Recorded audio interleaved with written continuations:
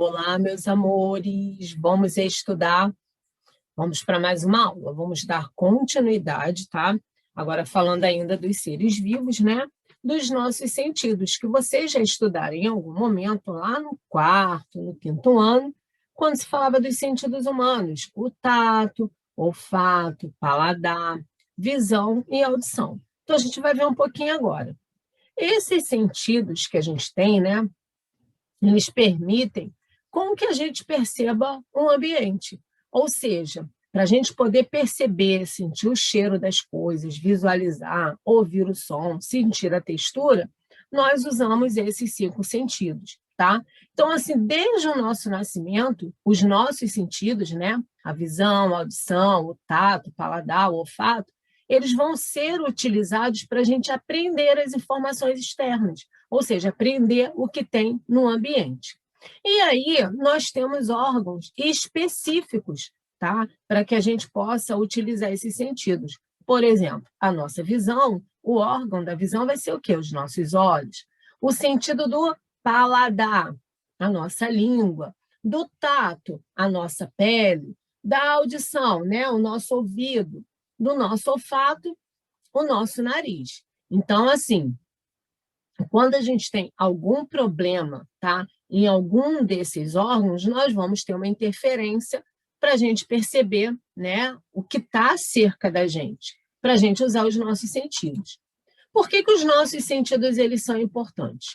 Imagina, se você está andando na rua, você quer atravessar a rua, aí você olhou para um lado, olhou para o outro, você usou o sentido da visão. Então, é importante você olhar para você poder atravessar com segurança. Mas, de repente, você estava, né, meio despercebido, meio disperso, estava prestando atenção em uma outra coisa, e aí, na hora que você foi atravessar, vem um carro lá longe. O que que esse carro vai fazer? Ele vai buzinar. E aí, o som, ó, você vai usar o sentido da audição, e você vai pegar, né, vai parar e não vai atravessar para você não correr o risco, né, de ter nenhum problema. Então, assim, os sentidos eles são muito importantes para a gente. Em todas as situações, né, do nosso dia a dia, nós estaremos usando os nossos sentidos, tá? Então, olha só, os nossos olhos, os ouvidos, esses órgãos, eles são órgãos responsáveis. No caso aí, eu estou falando, né, nos olhos e ouvidos, pela visão e pela audição. A gente chama esses órgãos de receptores sensoriais. Ou seja, o que são esses receptores? Eles são estruturas que vão perceber, tá? A imagem, o som, e vão captar isso, tá? Através de células, esses estímulos, que a gente chama de estímulos, e vão transferir para o nosso cérebro. Através de quê? Como? Como forma de impulso nervoso. Por quê? Vai chegar lá no nosso cérebro, o nosso cérebro ele vai interpretar esse impulso e ele vai falar o que, que a gente vai fazer. Ah, se é um barulho de uma buzina de carro, que, né, pode causar um perigo, ele vai mandar mensagem, opa, ó, não atravessa agora, cuidado, se afasta daí.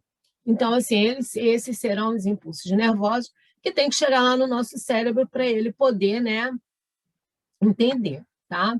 Assim, como o cheiro, né? Imagina, você está comendo alguma coisa, sente um cheiro que não é agradável, seu cérebro vai entender, ó, isso aí não deve ser uma coisa legal, então não coma isso daí, tá? O primeiro sentido que a gente vê é o da visão, ou seja, qual vai ser o órgão responsável pela visão? Os nossos olhos.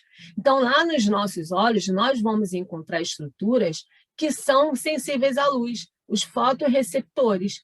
Então, lá nos nossos olhos, a gente tem algumas estruturas, como, por exemplo, o cristalino, que vai ser responsável pela formação do foco da visão, a retina, tá? Os cones. Então, olha só, nesse sentido da visão, nós temos, por exemplo, aqui, ó, olhando, né, os nossos olhos, nós temos várias estruturas que vão auxiliar para que a gente possa, né, realmente, de fato, ver as coisas. Lembrando que para a gente ver, a gente precisa de luz. Sem luz, a gente não consegue ver nada, né? Acabou a luz na nossa casa, a gente não consegue ver nada durante a noite, tá? Então, são células fotorreceptoras, né? Fotossensíveis à luz. Nós temos aqui no nosso olho duas estruturas bem legais, olha só. Nós temos a parte colorida, que a gente chama de íris, tá? Que as pessoas têm azul, verde, castanho, preto.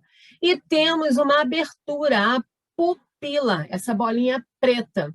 Que o que acontece? Ela permite que a luz entre dentro do nosso globo ocular.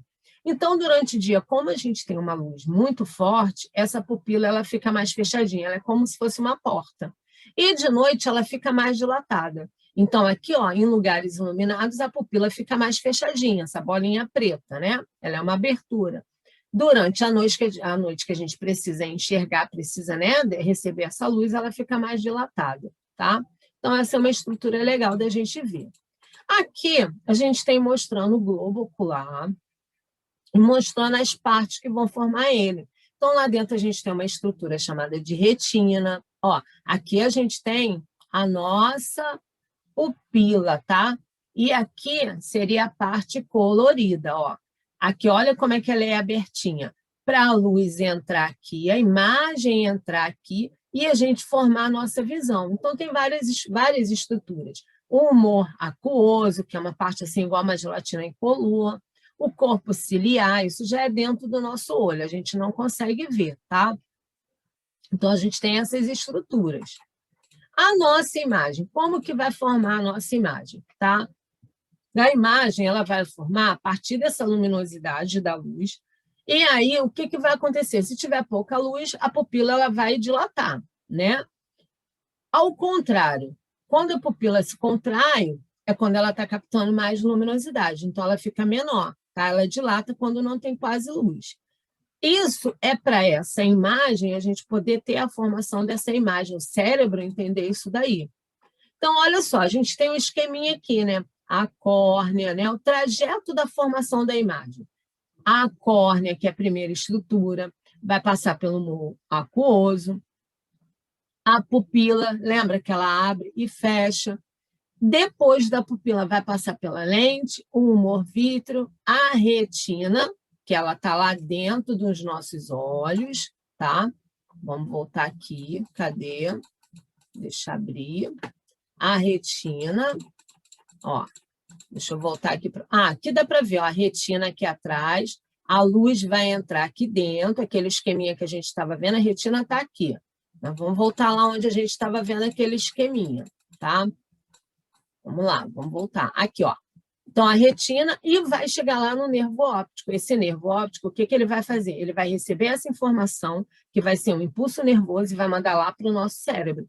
E aí, o nosso cérebro ele vai entender, tá? Ele vai interpretar isso daí e vai falar o que a gente está vendo. O que acontece? Quando a gente vê a imagem, em frações de segundo, a gente vê essa imagem, ela entra invertida, tá?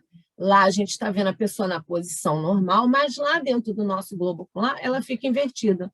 Mas, rapidamente, o que vai acontecer? O cérebro vai interpretar isso através do impulso nervoso, e aí a gente vai ver a pessoa, né? Ela retinha, né? Na posição certinha. Funciona mais ou menos como a máquina fotográfica, aquela parte ali da lente, ela capta essa imagem, chega lá dentro invertida, e depois ela, né? Troca. No caso aqui, quem vai fazer essa inversão é o nosso cérebro, tá? A gente tem alguns problemas que pode ter na visão, tá? Alguns distúrbios. O que são os distúrbios? Quando uma pessoa ela não enxerga bem, então ela vai precisar usar o óculos. E aí o óculos tem alguns formatos dessas lentes para auxiliar. Então, por exemplo, quem tem um problema de miopia vai usar uma lente que a gente chama de divergente. O formato dela é côncavo, tá? Que é para a pessoa poder enxergar aqui na frente. Ó, o formato vai ser côncavo, tá? A pessoa não forma direito a imagem ela fica muito alongada, então a pessoa não enxerga direito. Não tem só esse tipo de problema, tá? Ó, tem a hipermetropia, tá? Ó, a pessoa, ó, tá vendo aí que a imagenzinha dela? Ela forma a imagem depois da retina, então precisa ter uma lente aqui para ela poder corrigir isso e o cérebro, né, receber esse impulso e ele interpretar direitinho. Ó, aqui é a correção da hipermetropia. Olha a lente como que ela é, tá vendo? A lente do óculos, se você observar, ela vai ter esse formato. Tem outra aqui, ó, o astigmatismo. Aí olha como é que a pessoa enxerga, ó, tá vendo? né? Ela desfocado, não fica muito certinho. Então, também tem que ter uma lente para que esse impulso chegue lá dentro do globo ocular, né? Lá na retina, para chegar lá no nervo óptico, para mandar lá para o cérebro para ele interpretar. E um outro problema também é o que a gente chama de presbiopia, ou seja, a vista cansada. Então, às vezes, a gente também precisa usar, né, um óculos lá por volta de 40, 45 anos, porque as vistas já começam a ficar cansadas, então a gente precisa dar uma ajudinha para nossas vistas. Então, tem aqui, ó, mostrando um óculos. E aí, né, como que fica essas lentes, tá vendo? Aqui seria para a pessoa enxergar para longe, a parte, né, para ler de perto. A lente de aumento estaria por aqui, a gente chama isso até de bifocal, porque tem duas proporções de lente ali, que é para a pessoa poder enxergar. Por exemplo, o meu óculos é para perto. Ele tem um pouquinho de grau aqui em cima para longe, mas o meu problema maior é enxergar para perto. Outro sentido que a gente tem é o da gustação, do paladar. Na nossa língua, a gente tem as papilas gustativas, tá? Que é para a gente perceber os sabores, né? Ó, são os gostos, o doce, o salgado, o azedo, o amargo, e ainda tem um outro gosto que é umami, tá? E aí, a partir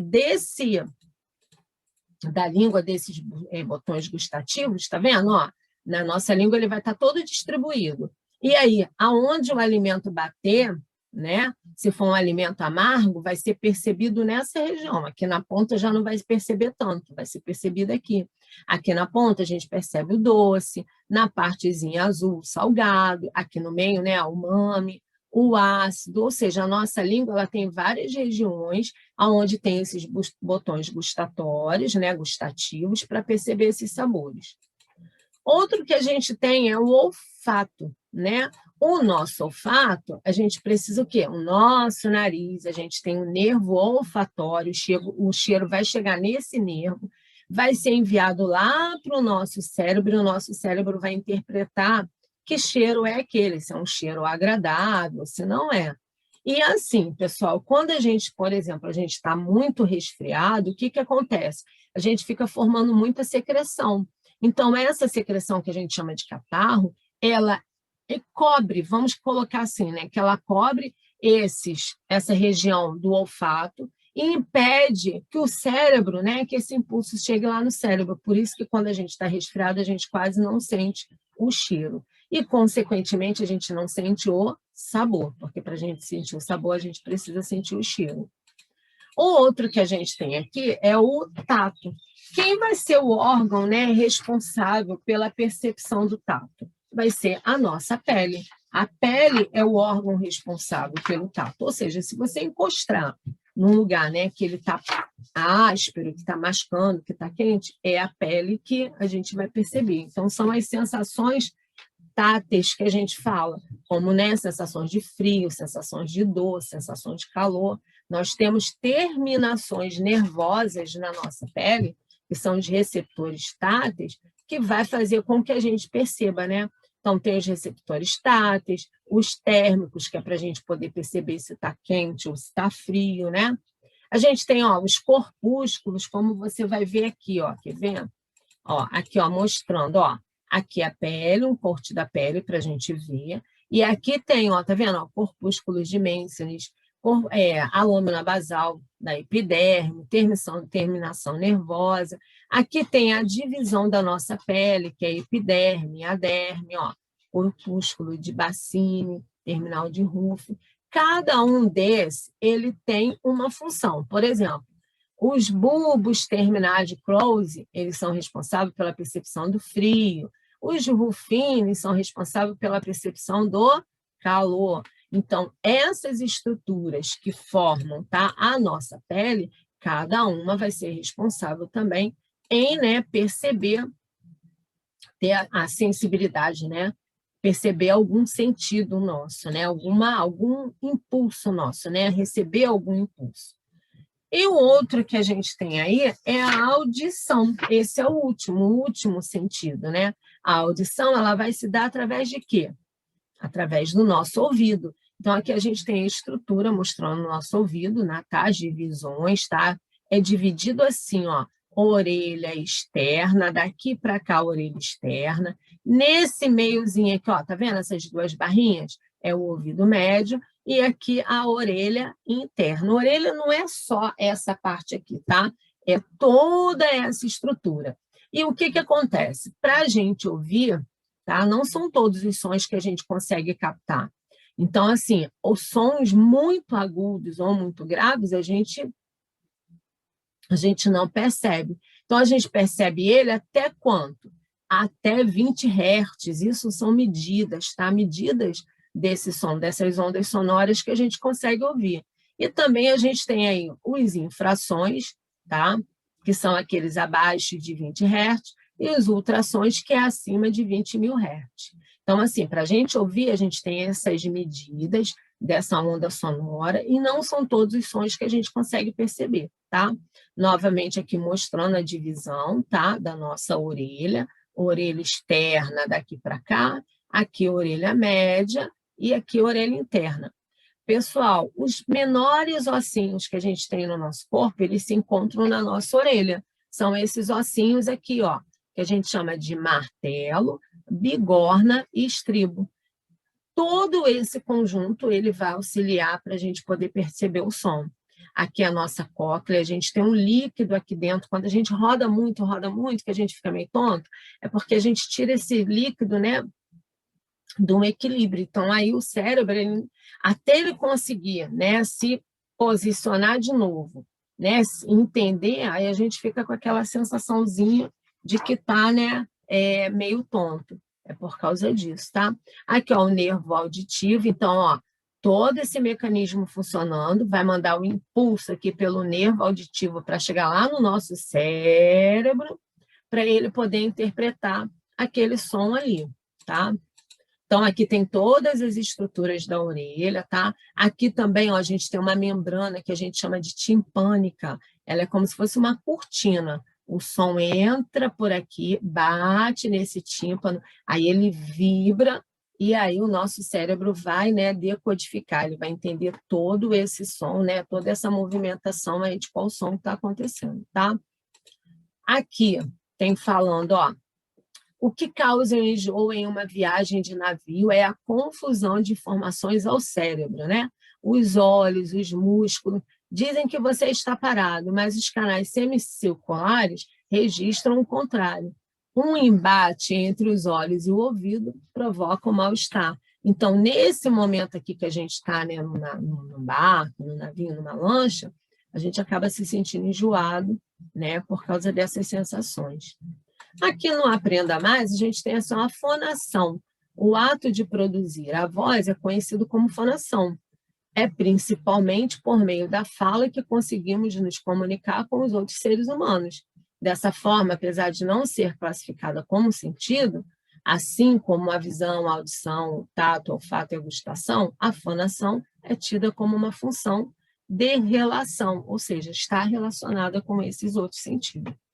Tá bom, meus amores? Eu vou precisar que vocês retomem uma leitura lá do texto, nós vamos fazer exercícios no nosso caderno, e aí qualquer dúvida, tá? Que vocês tenham, nós vamos esclarecer as dúvidas. Tá bom, meus amores? Perguntem, sempre é importante vocês perguntarem. Beijos, beijos, beijos para vocês.